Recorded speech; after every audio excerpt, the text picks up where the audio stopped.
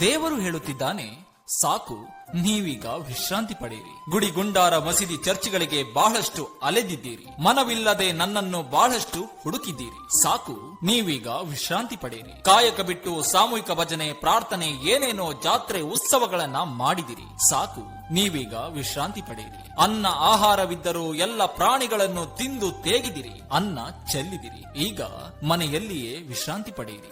ಒಂದು ನಿಮಿಷವೂ ಸಮಯವಿಲ್ಲವೆಂದು ಒತ್ತಡದಲ್ಲಿ ಅಲೆಯುತ್ತಿದ್ದೀರಿ. ಅನ್ನ ನಿದ್ದೆ ಇಲ್ಲದೆ ಆಸ್ತಿ ಮಾಡಿದ್ದೀರಿ.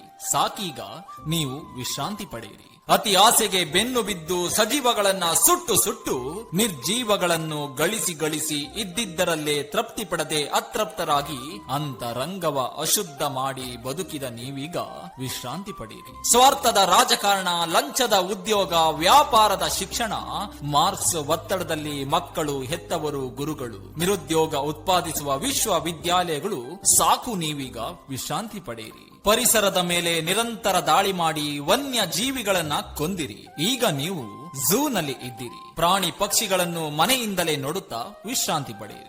ಒಂದು ಬಸ್, ಟ್ರೈನ್, ಫ್ಲೈಟ್ ಮಿಸ್ ಆದ್ರೆ ಟೆನ್ಷನ್ ತಗೊಂಡಿರಿ. ಜೀವನ ಮುಗಿದೇ ಹೋಯ್ತು ಅಂದುಕೊಂಡಿರಿ. ಅವು ಎಲ್ಲವೂ ಅಲ್ಲೇ ನಿಂತಲ್ಲೇ ನಿಂತಿವೆ. ನೀವೀಗ ವಿಶ್ರಾಂತಿ ಪಡೆಯಿರಿ. ಟ್ರಾಫಿಕ್ ನಲ್ಲಿ ಹೆತ್ತವರು, ಪ್ಲೇ ಹೋಮ್ ನಲ್ಲಿ ಕಂದಮಗಳು, ವೃದ್ಧಾಶ್ರಮದಲ್ಲಿ, ಅನಾಥಾಶ್ರಮದಲ್ಲಿ ಅಜ್ಜ ಅಜ್ಜಿ ನಿಮ್ಮ ಮುಖ ಒಬ್ಬರನ್ನೊಬ್ಬರು ನೋಡುತ್ತಾ ನೀವೀಗ ವಿಶ್ರಾಂತಿ ಪಡೆಯಿರಿ. ಕ್ಷುಲಕ್ಷ ಕಾರಣಕ್ಕೆ ವಿಚ್ಛೇದನ ಕೊಟ್ಟಿರಿ. ವರದಕ್ಷಿಣೆಗೆ ಹೆಣ್ಣನ್ನು ಸುಟ್ಟಿರಿ. ಭ್ರೂಣ ಹತ್ಯೆ ಮಾಡಿದಿರಿ. ಹೆಣ್ಣನ್ನು ದೇವರೆನ್ನುತ್ತಾ ಗುಡಿ ಹೊರಗೆ ಇಟ್ಟಿರಿ. ಸಾಕು, ನೀವೀಗ ವಿಶ್ರಾಂತಿ ಪಡೆಯಿರಿ. ಶ್ರೇಷ್ಠತೆಯ ಮದದಲ್ಲಿ ಜಾತಿ ಧರ್ಮದ ಗೋಡೆ ಕಟ್ಟುತ್ತಾ ಅಸಮಾನತೆಯಿಂದ ನಡೆದಿರಿ. ಅಧಿಕಾರದ ಅಹಂಕಾರದಲ್ಲಿ ಅನ್ನದಾತನ ಮರೆತಿರಿ. ಈಗ ಅನ್ನಕ್ಕಾಗಿ ಕೈ ಚಾಚುತ್ತಾ ವಿಶ್ರಾಂತಿ ಪಡೆಯಿರಿ. ಭವಿಷ್ಯ ಹೇಳುವವರ ಭವಿಷ್ಯ ಈಗ ನನ್ನ ಕೈಯಲ್ಲಿದೆ. ದೇವರು ಧರ್ಮದ ಹೆಸರಲ್ಲಿ ದುಡ್ಡು ಮಾಡಿದವರ ಪಟ್ಟಿ ನನ್ನಲ್ಲಿದೆ. ನನ್ನ ಪಟ್ಟಿ ಈಗ ಬಿಡುಗಡೆ ಮಾಡುತ್ತೇನೆ. ನೀವೀಗ ವಿಶ್ರಾಂತಿ ಪಡೆಯಿರಿ.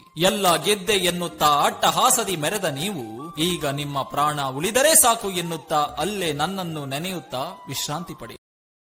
Share chat. Download Moj.